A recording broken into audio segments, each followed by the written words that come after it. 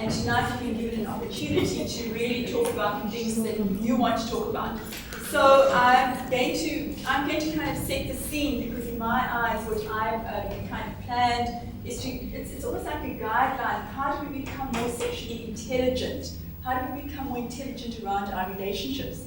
I think that all of you, like I am, somewhat HIV/AIDS fatigued, and by this stage, we should all be threading through our conversations, HIV and AIDS. So we're not going to be focusing on that. And unfortunately, that's been what sexuality has been defined as, is HIV and AIDS, right? So when you think about sexuality, you think you're going to die, you're going to become infected, or you're going to get pregnant, or there's so much sexual violence. We don't really talk about the things that we really do want to talk about, the stuff that we want to do every single day, which is hopefully having pleasure.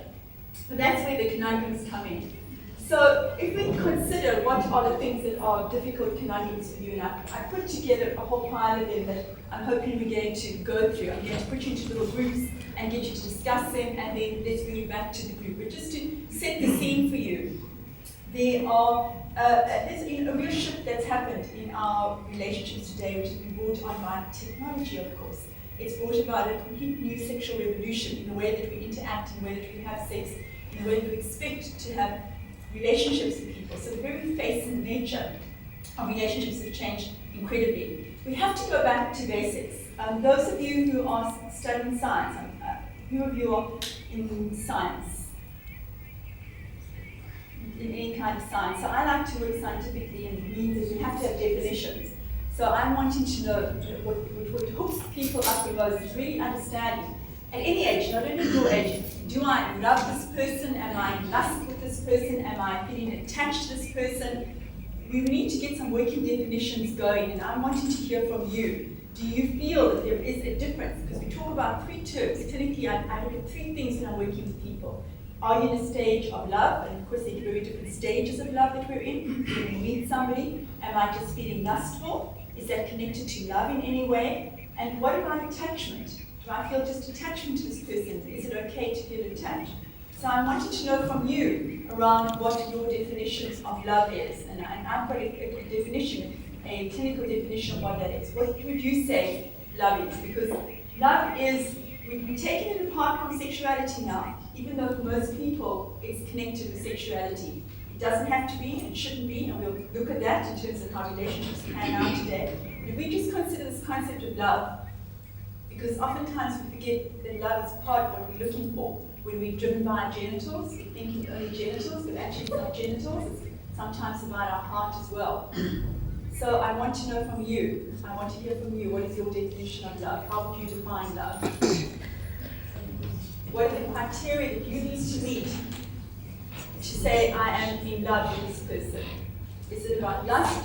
Is it about feeling attached? What is it about for you? If anyone can put some ideas around that. What is love to you? Because people think I talk about sex all day, you might be kind of kinky, but I don't. I talk about relationships and what really trips people up, and that kind of has a domino effect on their sexuality, which gets them to have sexual dysfunctions and sexual difficulties. But it's always about the relationship that we struggle with. Does he love me? Doesn't he love me? Does she love me? Do I love this person?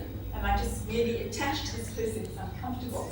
Is it lust that I'm having? Are they connected with each other?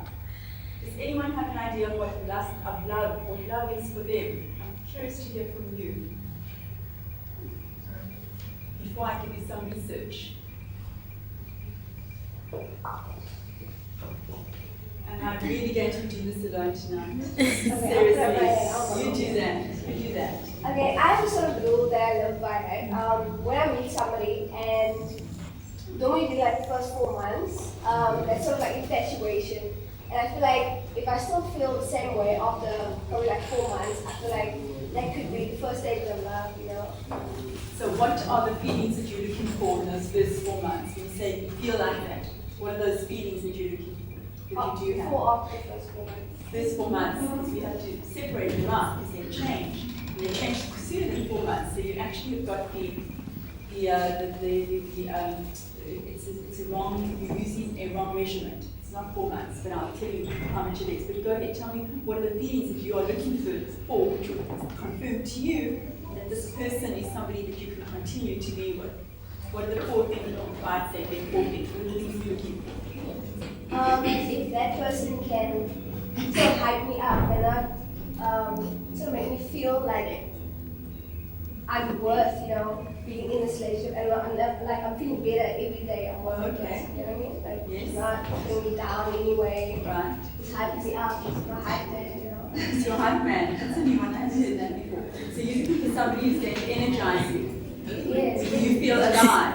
You feel vital, as I call it. Yes. Right? Better. He adds value to your life, or she adds value to your life. Positively, not negatively. Positively, I not want to be negatively. taken away. Right, and we know right from the beginning when we start meeting somebody, whether this person is going to be bringing us down or adding value to our lives. We know straight away whether there's abuse present, for example. You know straight away. You know those people who, like, the moment you meet them, they then leave you and they send a text message before you've even kind of got in a bus or in a cab or in your car. And they're like, I love you. It's like, whoa, danger sign. Red flag. The phone calls don't stop. Red flag. Those are things we want to, that will bring us down, that will be negative energy. That's negative. Those are red flags we have to look for in relationships when we get into the first phases of getting into a relationship with somebody. There are a number of red flags that we need to look for. Other things that you feel, other things that people feel. When you begin to think you're falling in love, you're hesitant and you're waiting to see if this is going to be the real deal. Yes, go ahead. Yeah, I think it has to be someone that you're comfortable Ah, being with. beautiful. Yes, comfortable. Has a lot to do with attachment also, like, the person is, if you go like maybe a week without seeing the person, you just feel like, no, I have to see this person. And also someone can just, someone can talk to, like, you can share experiences that you just, like, things you like of your life that you don't share with anyone.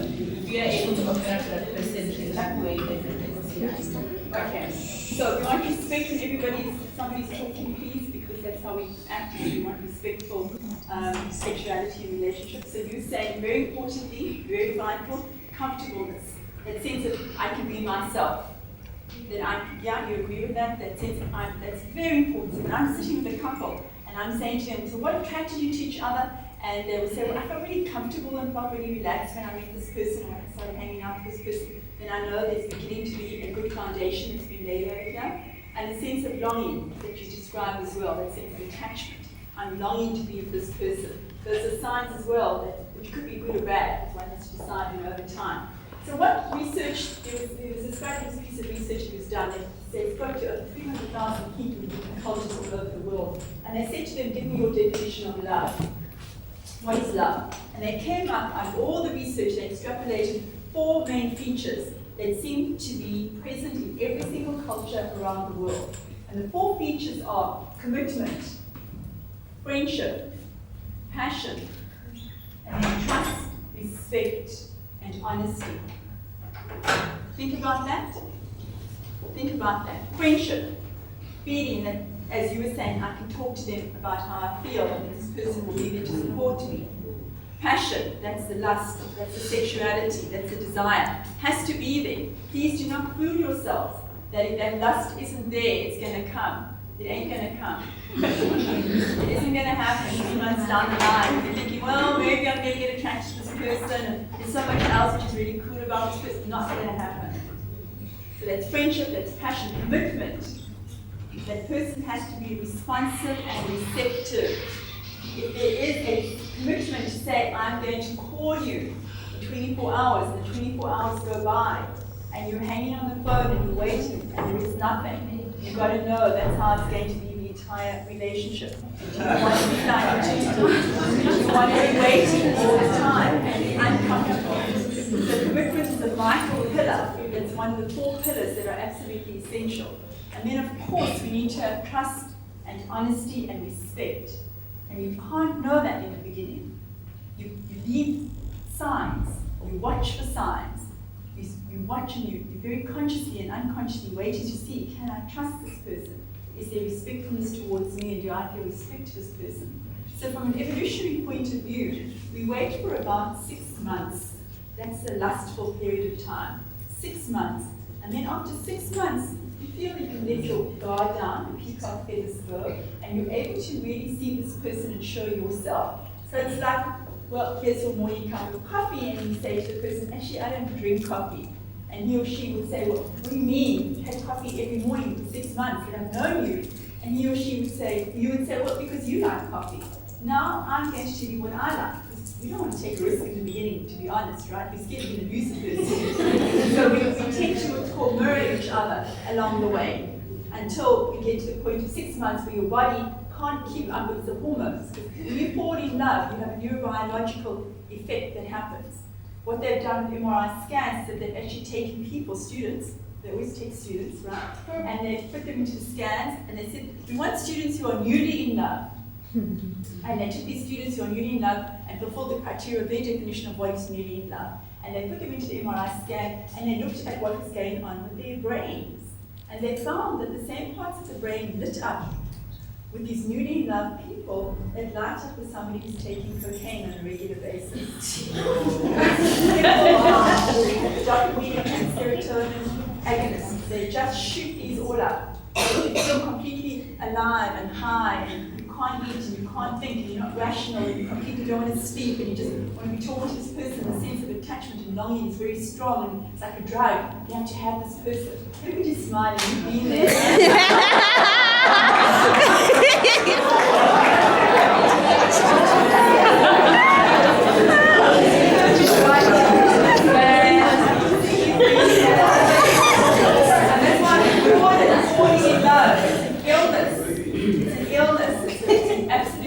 Love sickness. We feel sick with love.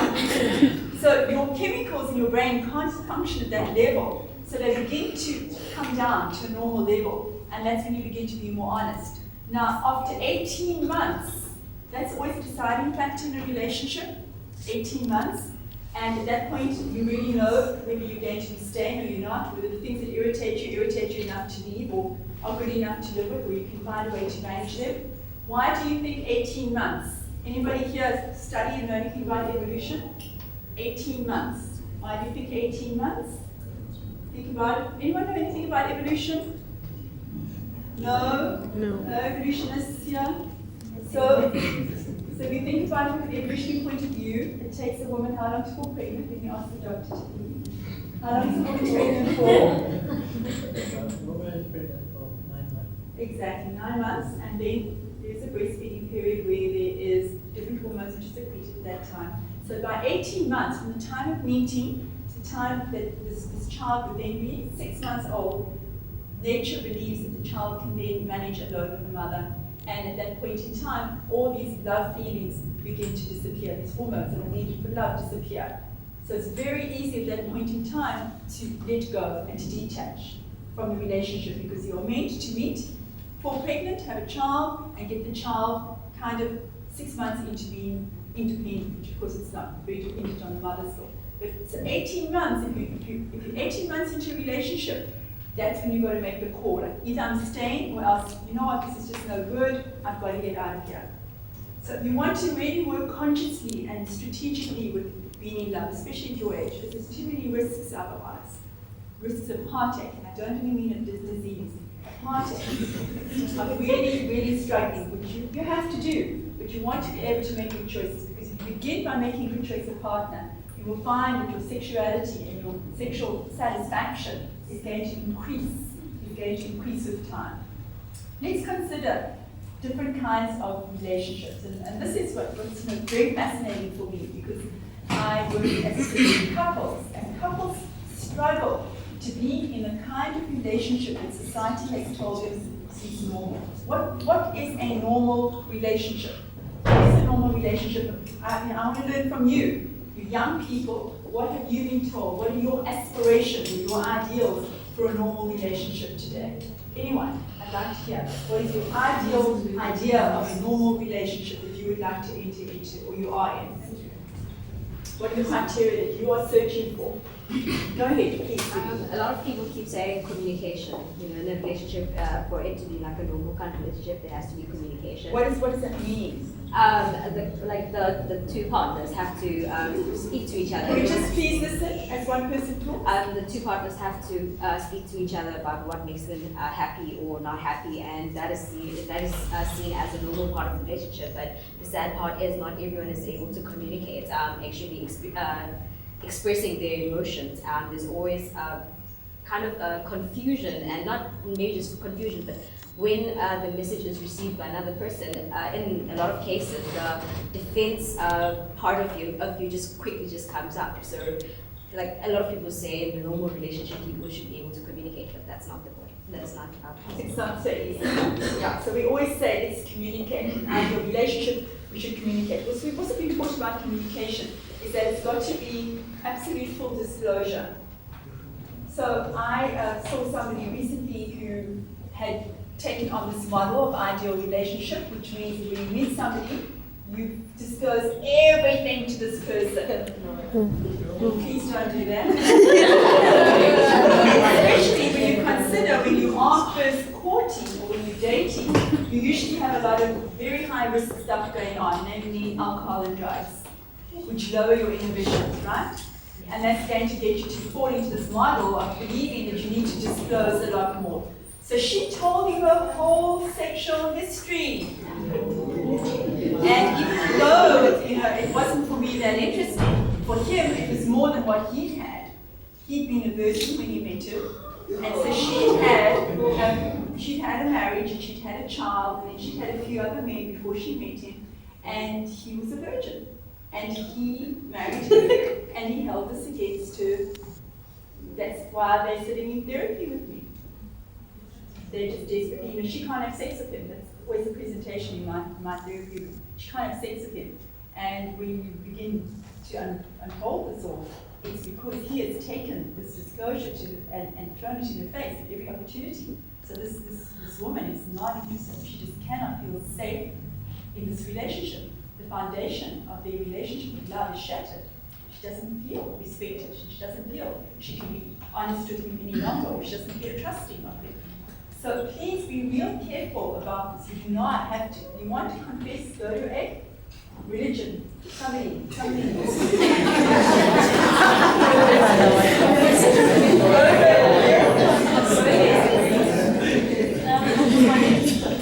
Thank you.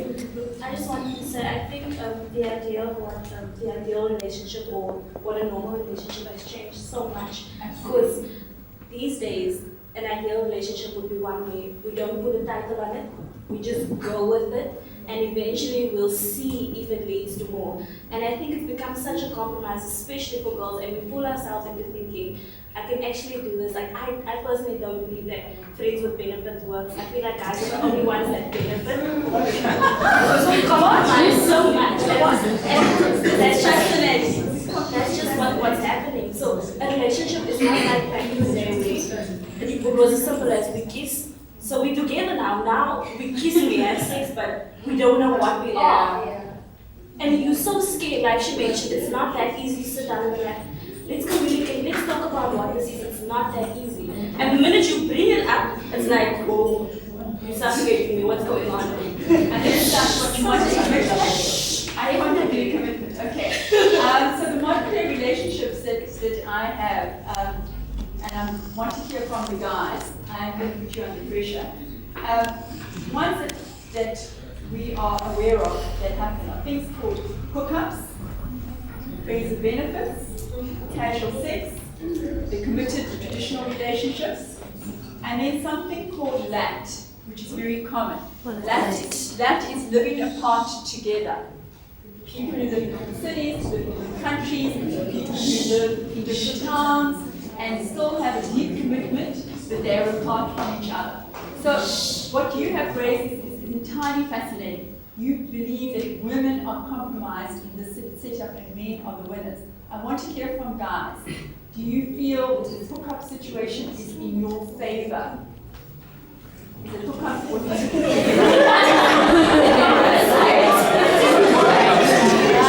I don't like to generalize, and I think that's where we get into trouble a lot with gender. That we end up saying all guys are like this and all women are like that. So we want to talk for ourselves as individuals. rather as representative of men. You as a young woman have spoken up and said, for me, it does not work. This hookup situation does not work. I want to hear from some men, and I want to hear from some other women. Go ahead. Can I just understand, can you give me an understanding of what's being mean by hookup? I don't get it. Okay, so you can certainly give your understanding. I'm going to give the Oh, the technical friends. or friends of benefits. Yeah. So the hookup is when you are driving past Forest Hill and you're feeling horny, and you make a call and you say, "Are you in?" Even though it's like 11 o'clock at night. Are you in? And she says or he says, "Yeah, I'm in." You feel like a hookup. Yeah, I feel like a hookup. And there's an understanding that it's contained just around that moment and for sex. And you walk out, or you sleep over, and you're done until the next hookup. Either one of you has a choice. Either one of you has a choice to make that call. A friends of benefits is people who hang out as friends and agree to be sexual every now and then as well. Even though they're dating other people, they're friends, but they agree to be sexual. So there's certain, it all gets very confusing because we are used to a very heterosexist traditional model that gives us guidelines. And now we're stretching the boundaries a lot and we're creating new forms of relationship. And there are no rules to contain us. So people have to create their own rules. And they get a little lost and confused because we have an instinctive urge to attach. And men have an instinctive urge at this age to detach. Because they've got spread semen all over the campus. They are driven to do that. So there are no rules. So the couple have to communicate and to say, actually, I started out with a hookup with you. I thought I was cool with it. I actually am no longer cool with it. Or I think I'm wanting being attached to you. And I'm wanting to see you more often. I'd like us to be exclusive now. And unfortunately, what happens is that the more you hook up, the more your body gets used to releasing certain hormones from being close together. And there is a natural attachment. There is a hormone called vasopressin that is released. We call it the love and the attachment hormone because you feel like you love this person, you don't. And there is a cellular memory. The body remembers these juices that are being exchanged. So there is an attachment that begins to happen, even though you don't feel it from your heart. The body kind of craves that attachment. And the more you hook up, the more you kind of get comfortable and familiar, and the more you feel like this is going into a relationship. But then it's like, I don't want a relationship. Actually, I just want to have a hookup, or I just want to be friends and have some benefits. So it becomes very cloudy and very murky. And people have really got to be able to talk, to value yourself, and to say, this is what my need is right now. I've shifted. I no longer am happy to be in this hookup. This is where I've moved to now. Or I no longer want to hook up. Or I'm not taking your course any longer. Or giving some ultimatums. Yeah? Does that make it clear for you? Question again. I think that both of us benefit. Do you think you benefit? I do. If I came up with the whole, if I approached the law, certainly I should like benefit. Yeah. And if I do get like what I want from her, like my intentions and stuff. Yeah. And what happens if you start, because I mean, men have hearts too, we always forget that, but they do. What happens if you start feeling a connection with her and you are wanting more commitment from her? I'll tell her. You'll tell her. Yes. If I do want to, like. Do you feel that the women that you hook up with are reciprocating that? That there's reciprocity? Or do you find that women that you hook up with, again, I mean very general, that they are wanting more? And the reason I'm asking you this is because, in fact, I've just been approached by somebody, I get really interesting invitations to associate myself with some very interesting people. Who is starting, this is a man who's starting, he's put out a proposal to start a ladies' club in Johannesburg, of course. A very exclusive ladies' club where they will be serviced by men. And he has sent this proposal to me to ask, what do I think of it, and would I be involved in something like this? So, is there a place for that? Or, do women want that? So I have spoken to a number of male sex workers who service heterosexual women, and they tell me that it doesn't work for them because these women keep making these booty calls to them over and over again, and they get attached to these men. They keep paying for their services, but they kind of get attached to them. So there are very few male sex workers for heterosexual women because of that. We women have an instinctive need to attach. Or can we just hook up? No? Wait, didn't you just say it's hormonal? Say again? Didn't you just say it's hormonal, especially if you said what you said about The vasopressin. Yeah, you just said to us it's hormonal right now, and Yeah. you say for the women and So for women and for men. For And women men. and for men. It's released in men too. Then don't you think maybe it's a misconception that men only get attached to women, or I maybe agree. they act as if they're not attached? Absolutely. Absolutely. So we have to then separate the socialization from the hormones and from instinct. So men have been socialized that it's absolutely permissible for them to kind of go and hook up and walk out. It's permissible for them to do that, but we women are taught that we would be very slutty if we actually do that. So it's not comfortable just to say, cool, come up, or phoning Forest Hill and saying, actually, I'm horny, are you available right now? I have condoms, I'm on contraception, and I'm sober and I'm sane, and I'm consenting, I'm adult, because those are the only rules that we want, and I'm coming in to get you, and I don't want to see you tomorrow. I mean, wouldn't that be cool to do that as women? Yes. Yes.